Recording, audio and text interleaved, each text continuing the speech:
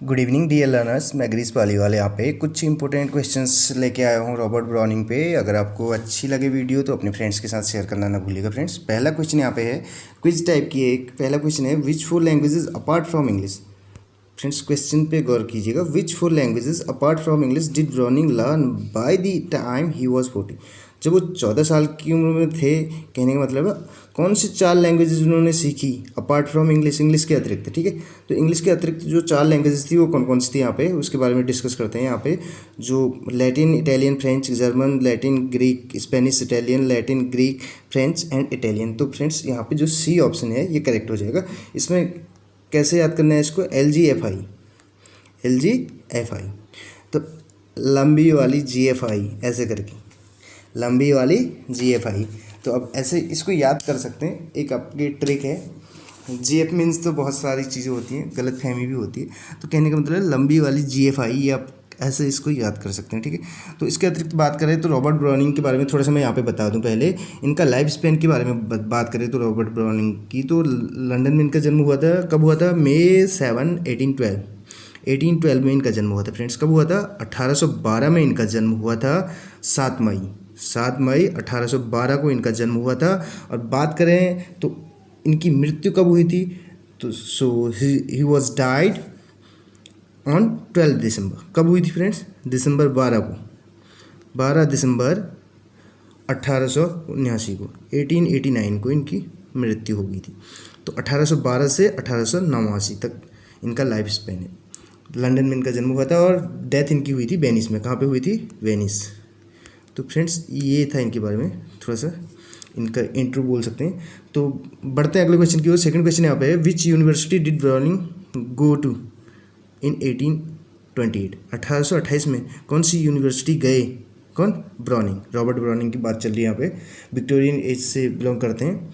तो ये कौन सी यूनिवर्सिटी गए थे फ्रेंड्स? University of London. कौन सा ऑप्शन सही हो जाएगा? सी, यूनिवर्सिटी ऑफ लंदन गए थे। तो बढ़ते हैं अगले क्वेश्चन की ओर फ्रेंड्स। यहाँ पे नेक्स्ट क्वेश्चन जो है फ्रेंड्स, अगर वीडियो अच्छी लगे तो शेयर करना ना भूलिएगा। इसके अतिरिक्त भी हमने बहुत सारी वीडियोस बना रखी हैं, राइटर वाइज भी हैं आपको, और LT लेक्चरर की एक सीरीज चल रही है उस पर भी बेस्ड हैं। तो हो सकता है स्टार्टिंग की जो वीडियोज़ हैं उनमें थोड़ा सा टाइम ज़्यादा लिया हो, क्योंकि स्टार्टिंग जो था फेज था तो वहाँ पर कुछ कमियाँ रही होंगी, तो उन पर सुधार किया जा रहा है। तो अगर आप इंटरेस्टेड हैं इंग्लिश लिटरेचर सीखने में तो कंटिन्यू बने रहिएगा और अपने फ्रेंड्स के साथ भी शेयर करना ना भूलिएगा। थर्ड क्वेश्चन है which work by another author created a great impression on him. यानी कि कौन सा वो ऑथर था, अनदर ऑथर की बात चल रही है, जिसने अपनी एक छाप छोड़ी थी किस पे? रॉबर्ट ब्राउनिंग पे, इन 1845 पे। तो कौन सा ऑथर था फ्रेंड्स यहाँ पे? तो इसमें हम करेक्ट ऑप्शन जो है उसके बारे में बात करते हैं। तो आपको इतना टाइम दे रहा हूँ कि आप गैस कर सकते हैं।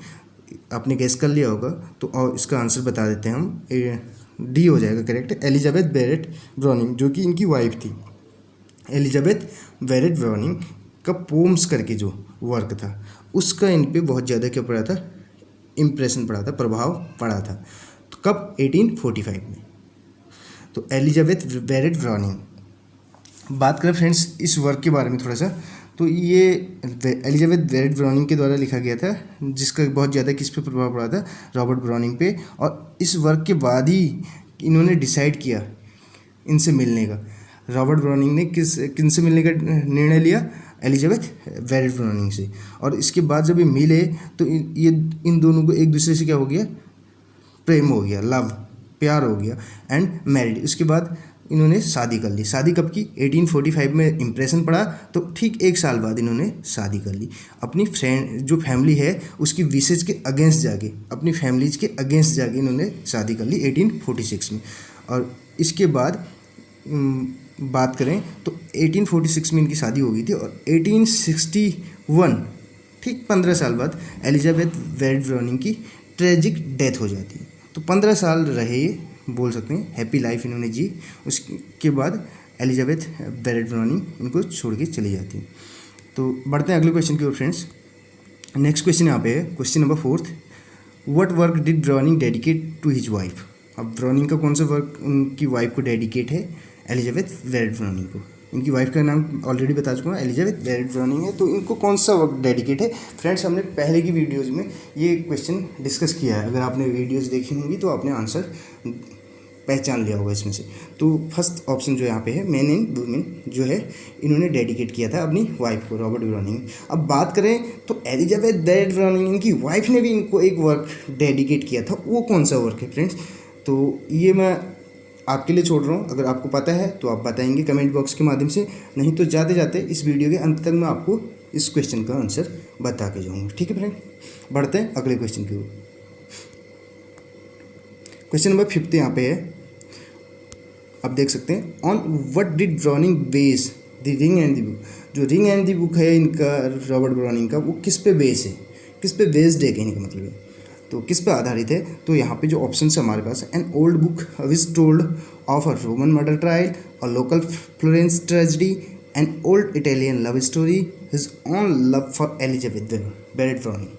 तो फ्रेंड्स, करेक्ट आंसर हो जाएगा ए, एन ओल्ड बुक, एक पुरानी किताब जो बताती है, जो सुनाती है, यानी कि जिसने बताया सुनाया, अगर करेक्ट ट्रांसलेट करें तो of Roman murder trial, Roman murder trial के बारे में जो बुक बताती है, एक पुरानी बुक, उस पे बेस्ड है। कौन? The ring and the book. तो फ्रेंड्स, इसके बारे में थोड़ा सा मैं यहाँ पे बताऊँ, इसके बारे में थोड़ा सा एक स्टोरी यहाँ पे टाइप की है। जो रिंग एंड दी बुक है, ये बेस्ड तो है N old book which told of a Roman murder trial, ये हमने बात कर ली है। इसके अतिरिक्त बात करें तो the ring and the book जो है, ये क्या है, एक लॉन्ग ड्रामेटिक नरेटिव पोएम है। Long dramatic narrative poem, long dramatic narrative poem. तो फ्रेंड्स, शॉर्ट में लिख रहा हूँ मैं यहाँ पे, लॉन्ग ड्रामेटिक नरेटिव पोएम है, जो कि कितनी लाइन्स में है? 21,000 लाइन्स में है फ्रेंड्स। कितनी लाइन में है? 21,000 लाइन्स में। और इसके अतिरिक्त बात करें तो ये पब्लिश कब हो रखी है? पब्लिश हो रखी है फ्रेंड्स ये 4 इंस्टॉलमेंट्स में। कितनी किस्तों में? 4 इंस्टॉलमेंट्स में।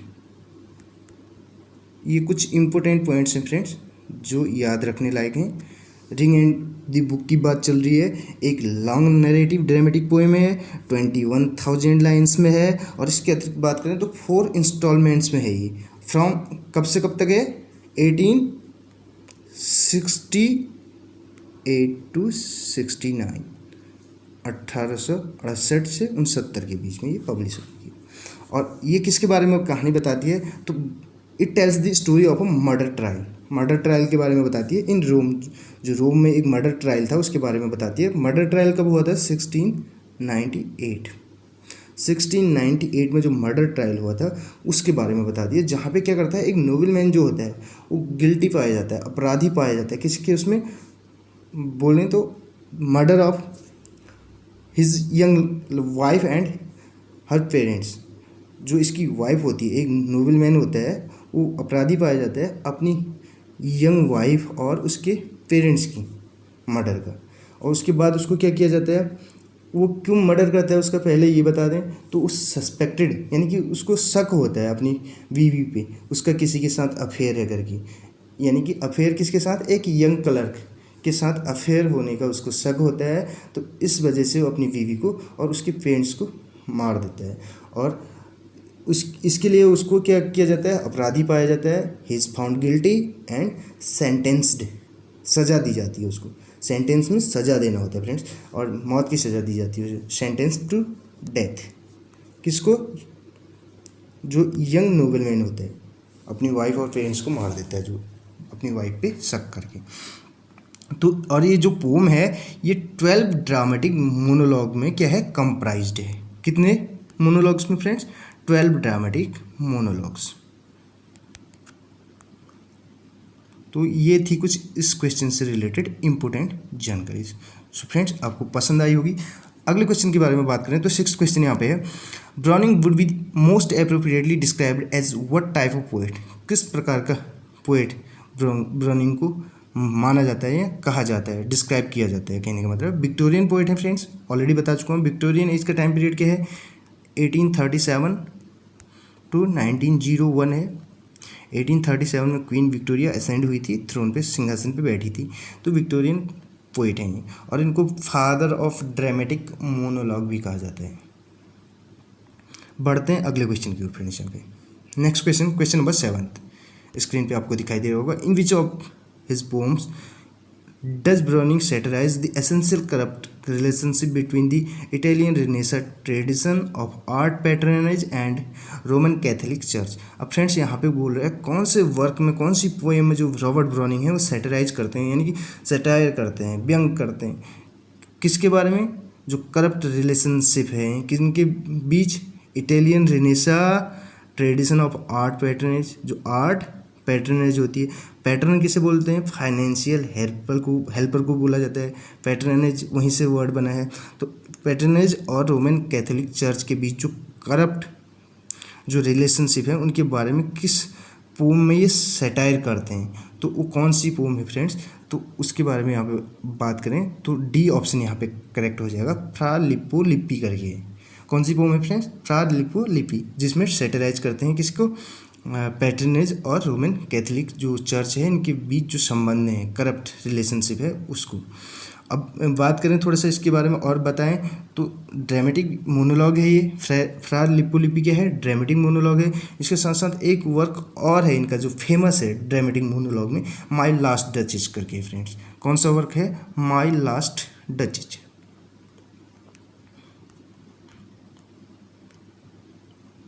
फ्रेंड्स अगर वीडियो पसंद आए तो शेयर करना ना भूलिएगा, क्योंकि आपका कोऑपरेशन भी बहुत ज़रूरी है।